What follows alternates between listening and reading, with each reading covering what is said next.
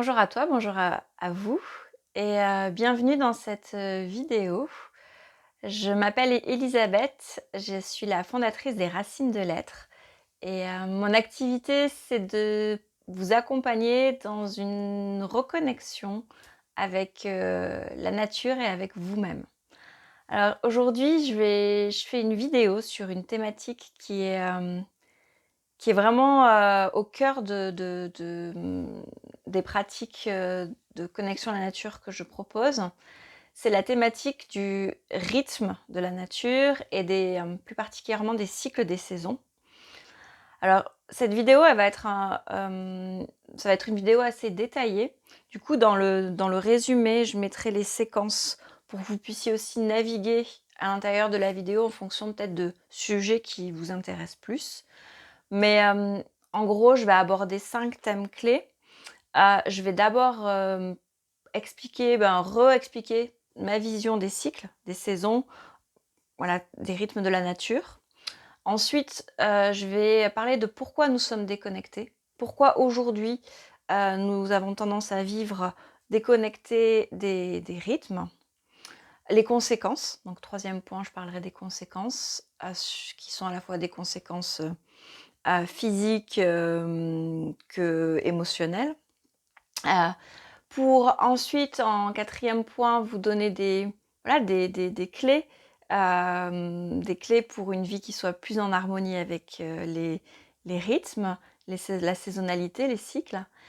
Et enfin, je terminerai par les bénéfices. Pourquoi finalement c'est une thématique qui est si importante à mes yeux et que j'ai envie de transmettre et de faire vivre avec vous. Voilà.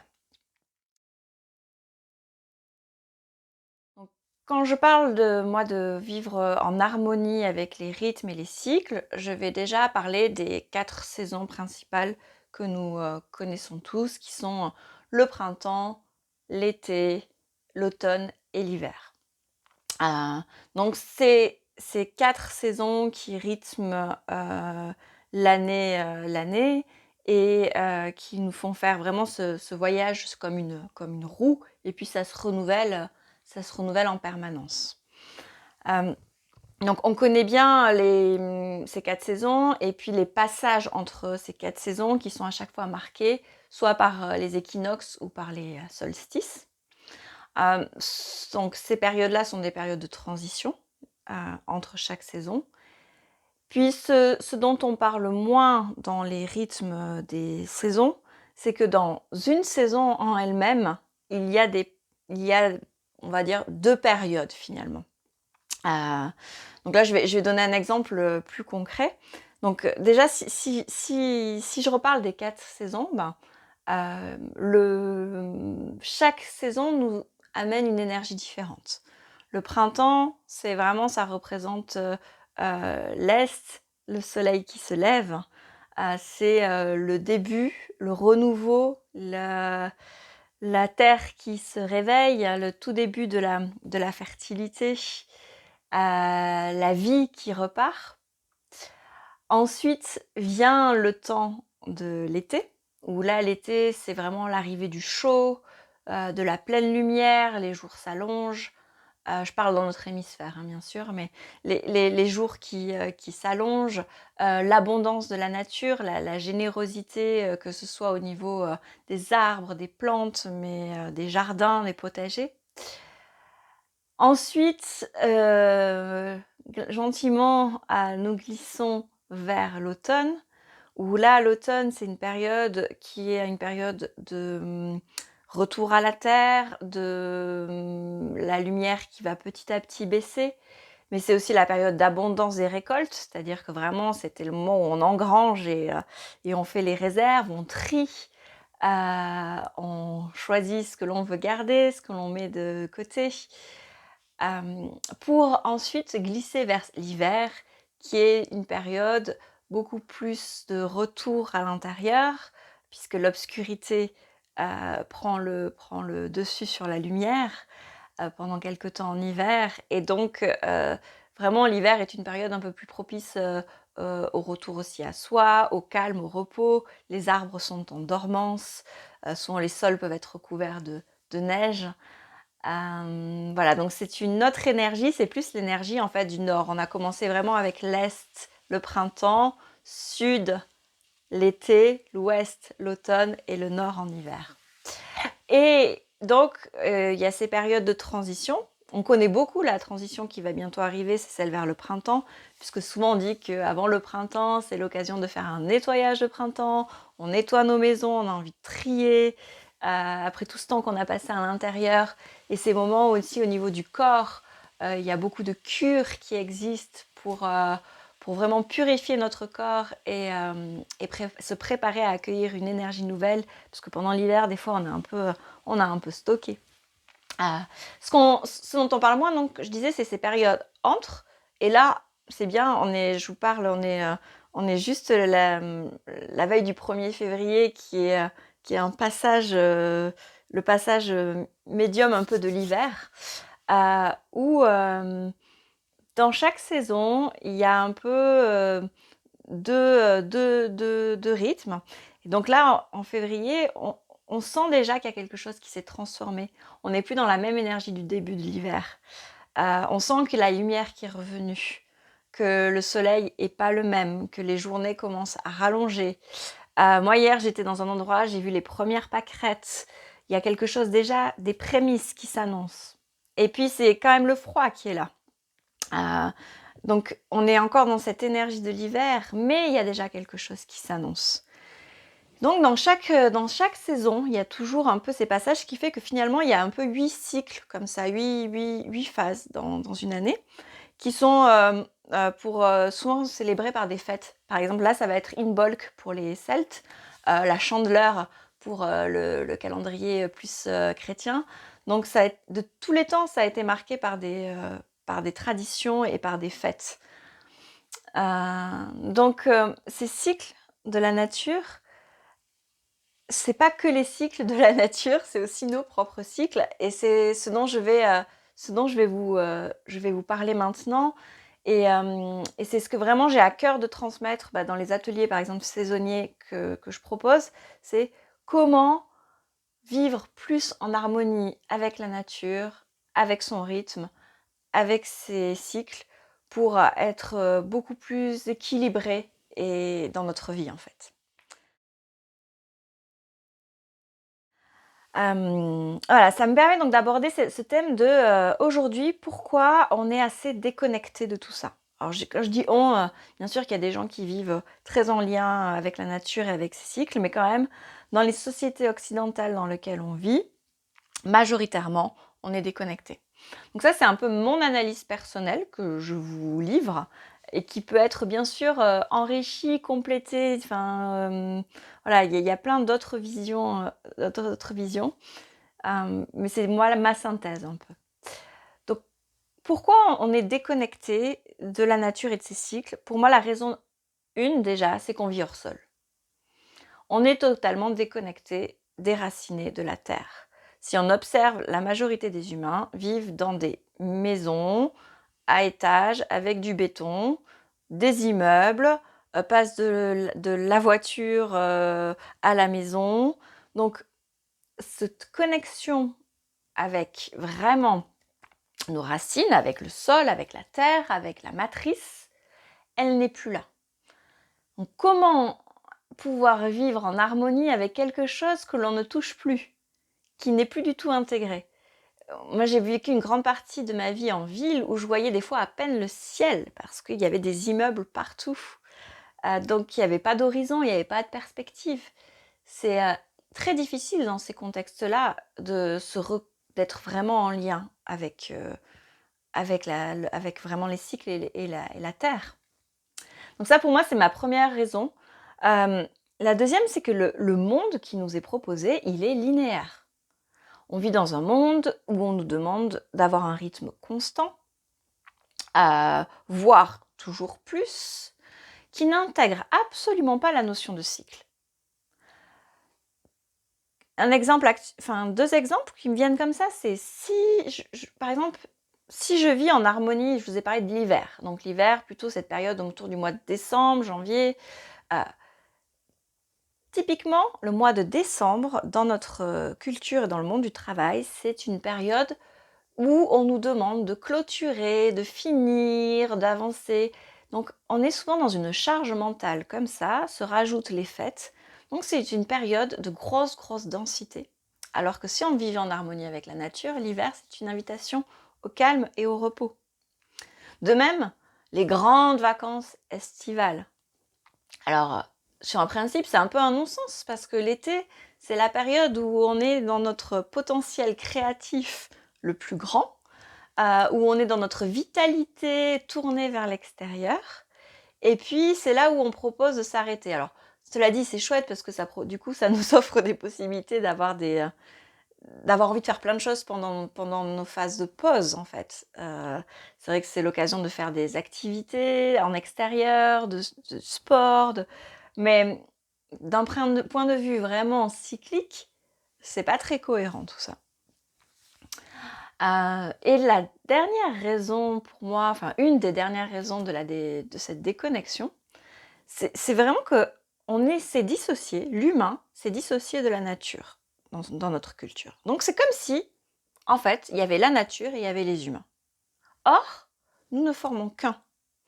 Nous sommes des êtres vivants, dans la vie.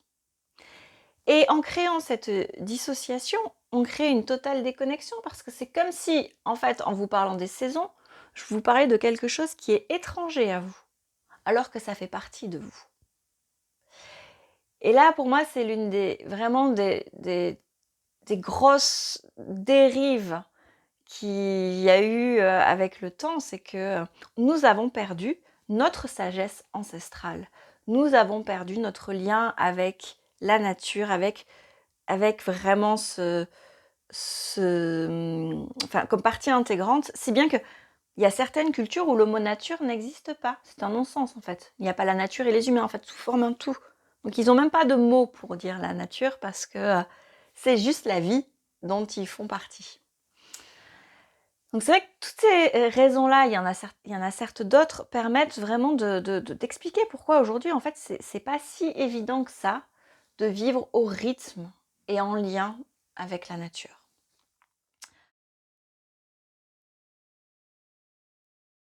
Alors, quelles sont les conséquences principales? Hem, pour moi, il y a déjà une conséquence très forte, d'un point de vue physique et émotionnel, de fatigue, d'épuisement. On est quand même les cultures du burn-out, les cultures de la dépression. Parce qu'en fait, à un moment donné, on tire tellement sur nos organismes en permanence que, ils s'épuisent. Et on va créer des espèces de rythmes d'opposition très fortes où ça va être des alternances entre sur-régime, épuisement, sur-régime, épuisement. Alors que si on intégrait beaucoup plus cette cyclicité, ce rythme naturel, on serait sur quelque chose de beaucoup plus à l'écoute de ce qui, voilà, de ce qui est présent à l'intérieur de nous. Donc, déjà, voilà, c'est une grande, enfin, c'est pour moi, cette déconnexion est une grande cause des épuisements et de la fatigue, qu'elle soit physique, psychique ou émotionnelle, dans notre société. La deuxième conséquence, pardon, c'est pour moi la perte de sens. Il y a de plus en plus de crises de sens en fait qui arrivent, c'est-à-dire que ben, comme je me sens plus intégrée comme un être vivant dans la vie et que je réponds à un autre programme, il y a un moment donné, il y a une vraie question qui se pose de quel est le sens de tout ça? Quelle est ma place dans ce monde? À quoi je veux contribuer? À quoi je sers? Ce que je nourris? Et, euh, et donc, il y a beaucoup de personnes qui, à un moment donné, ont des espèces d'électrochocs, qui se rendent compte en fait qu'elles ne savent plus du tout dans leur vie quel est le sens de leur existence. Et cette perte de sens, elle va souvent peut-être des fois arriver un peu, enfin être déclenchée, il va y avoir des espèces d'électrochocs qui vont arriver, qui vont être, une maladie, un accident, un deuil, qui va créer un point de rupture où on va remettre en question beaucoup de choses. Et dans ces moments-là, on peut observer que beaucoup de personnes reviennent vers la nature pour retrouver un équilibre, pour retrouver du sens, pour, avoir un mode de vie, plus en harmonie, avec leurs besoins. Donc ils rentrent en écoute profonde aussi d'eux-mêmes. Pour moi, une autre conséquence, assez dramatique par rapport à ce qui se passe sur la planète, c'est que cette perte de connexion avec la nature et avec les rythmes et le vivant, ça amène tout ce qui se passe au niveau écologique sur cette planète. Vu qu'on se sent dissocié de la nature et que voilà, qu'il n'y a pas cette conscience vraiment d'en faire partie, à un moment donné, ce phénomène va avoir un impact sur l'écologie extérieure, c'est-à-dire que comment avoir envie de prendre soin de quelque chose dont on se sent distant et dissocié. On est spectateur, mais on n'a pas beaucoup de personnes n'ont pas cette sensation que en faisant du mal, en ne respectant pas la planète, c'est eux qui ne respectent pas, c'est l'humanité en fait. Et donc vraiment, pour moi, on touche vraiment au cœur des questions d'écologie intérieure et d'écologie extérieure. Et c'est l'effet rebond de toutes ces aberrations d'un système qui vient nourrir le profit, l'efficacité, plus que l'harmonie, l'écoute et le respect. Alors,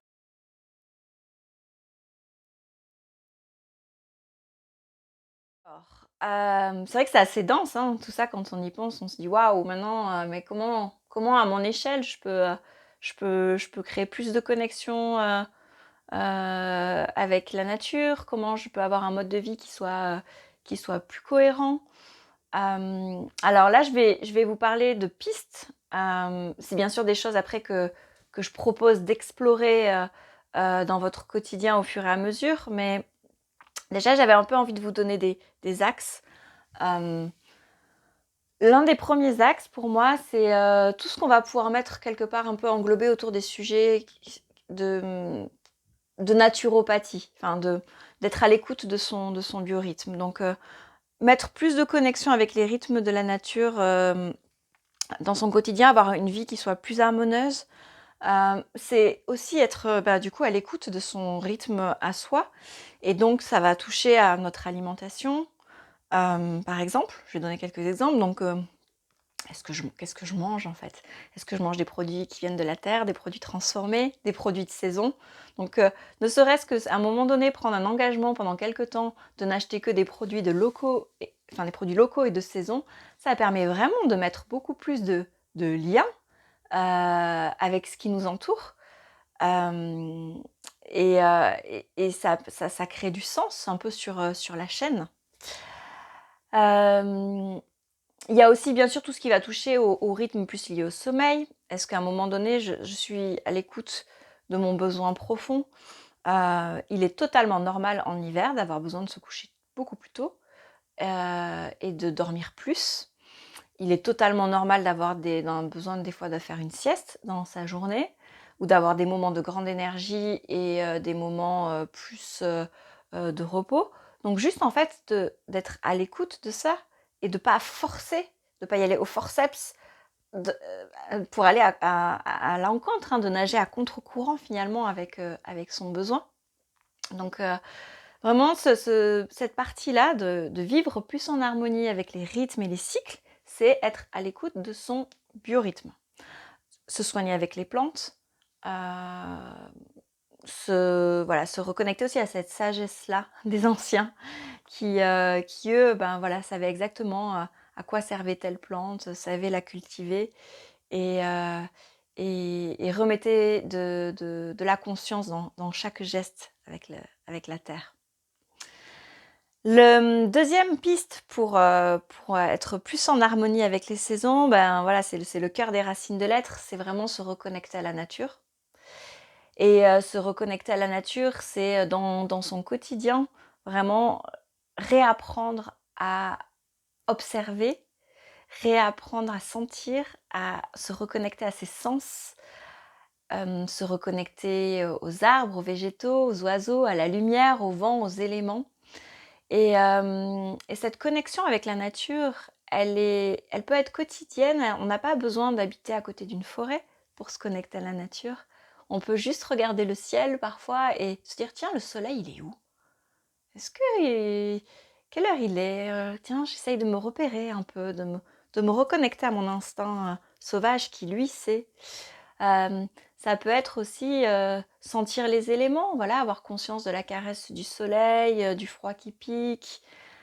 Mettre vraiment de la conscience et de l'intention dans chaque instant en observant. Et, euh, et plus en fait vous allez cultiver votre lien avec la nature, plus vous allez avoir envie de la connaître et d'aller à sa rencontre, plus vous allez vous asseoir au pied des arbres et ressentir ce lien incroyable qui nous unit à eux, plus ça va devenir quelque chose que vous allez avoir envie d'intégrer dans votre vie. C'est vraiment un cercle vertueux. L'idée à travers la connexion avec la nature, c'est se réensauvager, se relier à notre part de sauvage qui est à l'intérieur de nous. Et donc de pouvoir observer la nature par tous les temps, observer tout d'un coup que les bourgeons sont là dès le mois de septembre, mais c'est juste qu'ils vont être en dormance tout l'hiver, ils n'apparaissent pas d'un coup au printemps. D'être dans l'accueil et dans l'observation et dans le lien. Donc ces pratiques de connexion à la nature, elles sont vraiment, pour moi, indispensables pour pouvoir se connecter au rythme. Et le dernier point, qui est beaucoup plus intérieur, puisque finalement, nous sommes des vivants, et donc nous sommes des êtres cycliques, c'est d'être plus en observation, être à l'écoute de soi, et en respect de nos besoins. Donc d'être capable sur une journée d'écouter nos besoins, nos cycles, d'adapter notre mode de vie, de savoir que peut-être que la période de l'hiver, c'est pas le meilleur moment pour lancer ce projet qui va vous demander tellement d'énergie. D'être aussi vraiment dans ce retour à soi, à votre jardin intérieur, et dans ce que les cycles et les rythmes de la nature vous invitent plus dans votre nature intérieure. Alors, ça m'amène du coup sur le dernier point de cette vidéo, qui sont pourquoi faire tout ça, quels sont les bénéfices finalement. Alors, forcément, moi je vous parle avec amour et passion parce que c'est quelque chose qui a transformé ma vie, et j'ai vécu une grande partie de ma vie hors sol, et me réensauvager est le plus beau cadeau que j'ai pu me faire. Mais déjà, je dirais que le premier bénéfice d'une vie plus en harmonie avec la nature et avec ses cycles, ça va être déjà de mieux se connaître. Ça va être une redécouverte de soi-même, et donc un mieux-être. En se connaissant mieux, en ayant une meilleure conscience de soi, et on peut aussi avoir un mode de vie qui est beaucoup plus adapté et qui est beaucoup plus harmonieux. Et donc ça amène un grand bien-être. Ça amène aussi beaucoup de douceur et d'indulgence. Moi, je sais que maintenant, il y a des périodes, j'arrête de me faire mal, à me culpabiliser parce que je n'entreprends pas.